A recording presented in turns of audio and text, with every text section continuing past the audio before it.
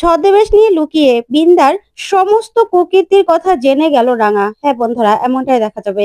তাই সম্পূর্ণ জানতে ভিডিওটিতে লাইক দেওয়া, চ্যানেলটি সাবস্ক্রাইব করে দেখতে থাকুন। গল্পের শুরুতে দেখা যাবে সত্যজিৎ ওর লোকদেরকে ফোন করে সংগ্রামের ব্যাপারে সব খোঁজ খবর নিতে বলে। আর বলে, হ্যাঁ ওই সংগ্রাম সেন, সেই রাঙার কোচ, সে রাঙাকে হেল্প করছে, তার ব্যাপারে সমস্ত খোঁজ খবর আমার চাই, ঠিক আছে? আর তোমরা একদম একদম চিন্তা করবে না, রাঙামতিকে ধরতে হবে। আর তোমরা এই পুরো এলাকাটাকে ঘেরাও করে ফেলো। তারপরেই অফিসাররা বলে, ঠিক আছে স্যার। এই বলে সত্যজিৎ সেখান থেকে বেরিয়ে যায়। ওইদিকে রাঙা রাঙা দাদার পায়ের গুলিটা বের করে ফেলে। তারপরেই ওর দাদাকে বলে, দাদা তুই এখন শুয়ে পড়, তোর এখন ঠিক লাগছে তো? তখন ও দাদা বলে, হ্যাঁ আমার এখন ঠিক লাগছে। তখন রাঙা বলে, ঠিক আছে তুই বিশ্রাম নে। তারপরেই দেখা যাবে সংগ্রাম বলে, রাঙা এবার তো তোমার দাদার জন্য ওষুধ আনতে হবে, ডক্টর দেখাতে হবে তো, না হলে কি ওষুধ আনবে? তখন রাঙা বলে, আচ্ছা আমি বরং ঠাকুমার কাছ থেকে মোবাইলটা নিয়ে আসি, সেখানে দেখে দেখে না হয় ওষুধ বলে দে। তখন সংগ্রাম বলে, না আমি ওষুধের নাম জানি, আমি বরং লিখে দেই, আনার ব্যবস্থা করে দাও। তখন ঠাকুমাকে রাঙা বলে, ঠাকুমা আমি ওষুধ আনতে দেবো, তো ওষুধ এনে দিতে পারবি? তখন ঠাকুমা বলে, দে। তারপরে সংগ্রাম ওষুধের নাম লিখে দেয়। ওইদিকে দেখা যাবে নবারুণকে অঙ্কুর বলে, বাবা আপনি বসে পড়ুন, বড়দা আপনার জন্য নাস্তা বানিয়েছে। তখন তো নবারুণ বসে পড়ে।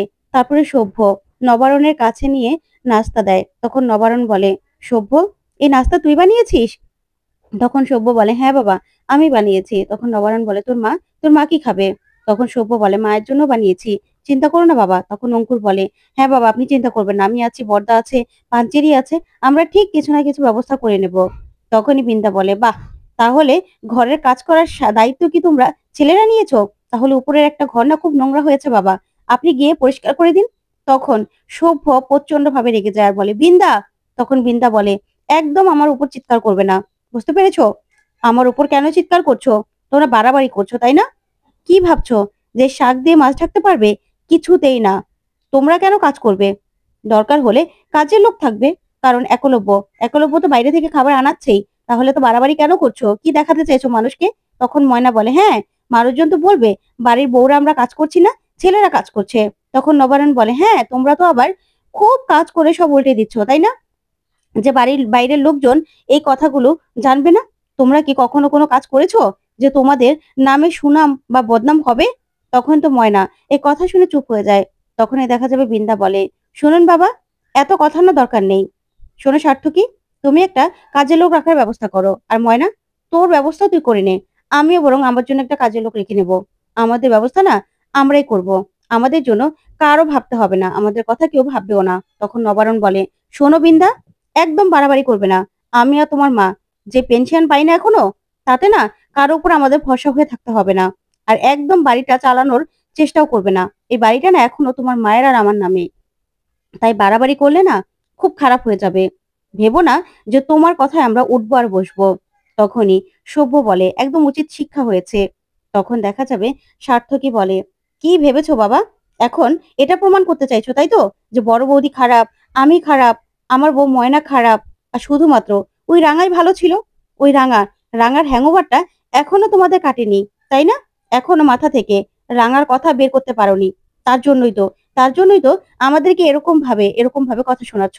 তখনই সেখানে একলব্য চলে আসে আর সে বলে, হ্যাঁ একদম ঠিক কথা বাবা, রাঙাকে ভুলে যাও, রাঙার কথা মাথা থেকে বের করে দাও, তাহলেই না খুব ভালো হবে।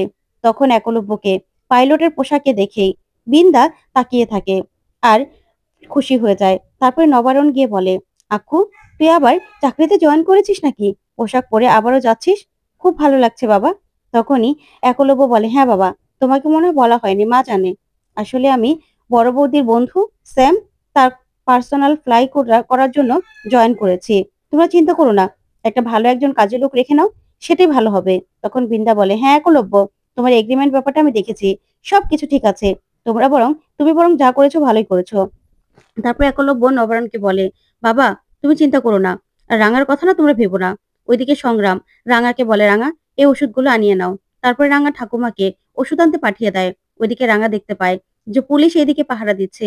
তখন রাঙা সংগ্রামকে বলে, কোচ স্যার, আমি বরং আমি একটু বেরোচ্ছি, তুই বরং আমার দাদাকে দেখিস। তখনই সংগ্রাম বলে, রাঙা তুমি কোথায় যাবে? তখন রাঙা বলে, আমাকে যে জঙ্গলে যেতেই হবে, আমাকে প্রমাণটা জোগাড় করতেই হবে। আমাকে জানতে হবে আমার দাদা মিথ্যে কথা বলছে নাকি সত্যজিৎ স্যারকে যারা খবর দিল তারা মিথ্যে খবর পেয়েছিল। আমাকে যে খবরটা পেতেই হবে। তখনই সংগ্রাম বলে, কিন্তু রাঙা, তুমি যদি ধরা পড়ে যাও? তখন রাঙা বলে, শোন কোচ্ছার, তুইও না চলে যা, তুই আমার সঙ্গে জড়িত থাকলে তো সমস্যা হবে। ওইদিকে নবারণ একলব্যকে বলে, আকু, তোর কি হয়েছে বলতো, কেন এরকম করছিস? ওইদিকে বিন্দা মনে মনে বলে, একলব্য, তুমি নিজেও জানো না তুমি কোন এগ্রিমেন্ট ব্যাপারে সই করেছো। তোমার জন্য কি কি কি কি সামনে অপেক্ষা করছে। তুমি শুধু আমার হাতের মুঠোয় থাকবে। তুমি আমার কথা ছাড়া কিচ্ছু করতে পারবে না। তুমি রাঙার পক্ষ কোনো দিনও নিতে পারবে না। সেই ব্যবস্থা না আমি করে ফেলেছি। ওইদিকে একলব্য যেতে লাগলি তখনই সত্যজিৎ আসারে সে বলে, মিস্টার বোস, আপনার সঙ্গে আমার কথা আছে। তখনই একলব্য বলে, দেখুন, রাঙার ব্যাপারে আমার কোনো কথা নেই।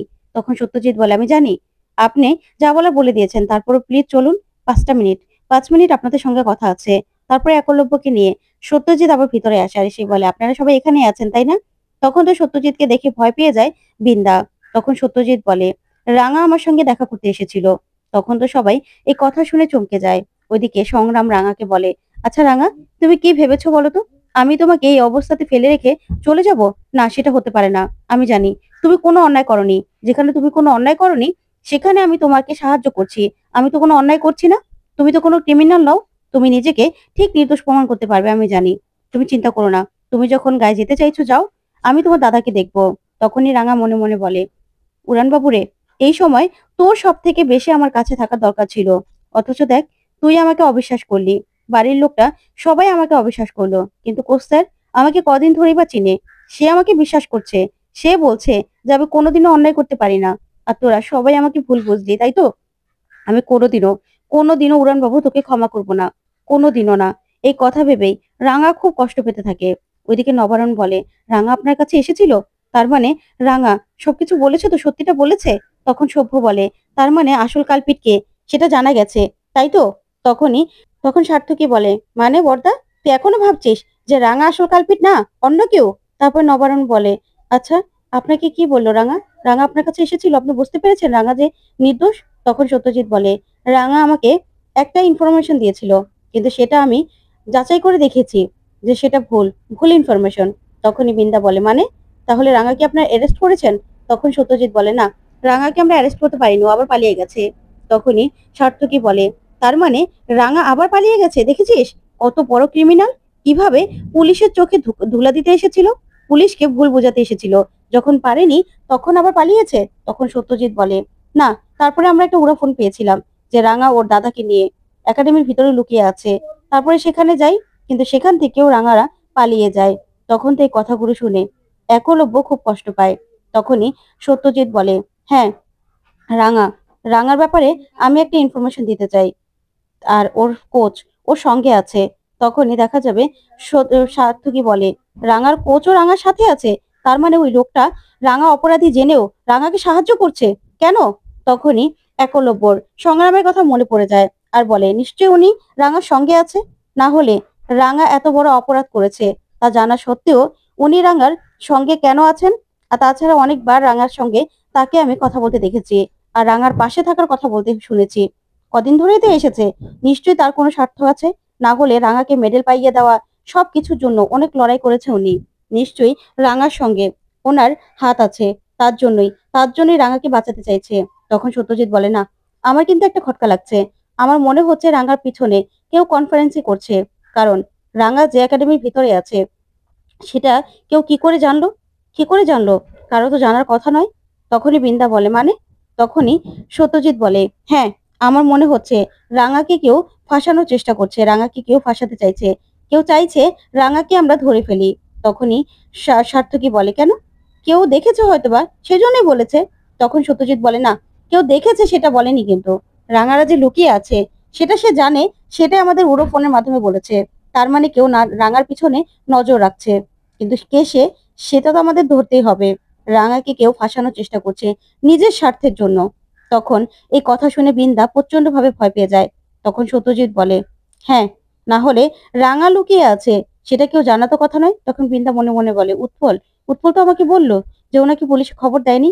তাহলে তাহলে কে বললো? তাহলে কি উৎপল পরে আবার বলে দিয়েছে? তারপরে সত্যজিৎ বলে, তাই আপনাদেরকে বলছি, প্লিজ রাঙাকে আপনারা ভুল বুঝবেন না। রাঙা যদি সত্যি অপরাধী হয়ে থাকে তাহলে আপনারা যে এই যে রাঙাকে অবিশ্বাস করেছেন তার জন্য কিন্তু আপনাদের বিপদ হতে পারে। তখনই একলব্য বলে, আপনি চিন্তা করবেন না অফিসার, আমরা সেটা জানি, তার জন্যই আমরা সতর্ক আছি। আর তাছাড়া আমরা তো প্রেস কনফারেন্স করে জানিয়ে দিয়েছি রাঙার সঙ্গে আমাদের কোনো যোগাযোগ নেই। আপনারা এই নিয়ে ভাববেন না। রাঙার সঙ্গে আমরা কোনো রকম কোনো যোগাযোগ রাখবো না। রাঙা কোনোদিনও ফিরে আসলেও এই বাড়িতে ঢুকতে পারবে না। তখন তো বিন্দা খুশি হয়ে যায়। ওইদিকে রাঙা ছদ্মবেশ নিয়ে সেই জঙ্গলে পৌঁছে যায়। তো বন্ধুরা, কেমন লাগলো আজকের আপডেট? কমেন্ট করে জানাও। ধন্যবাদ।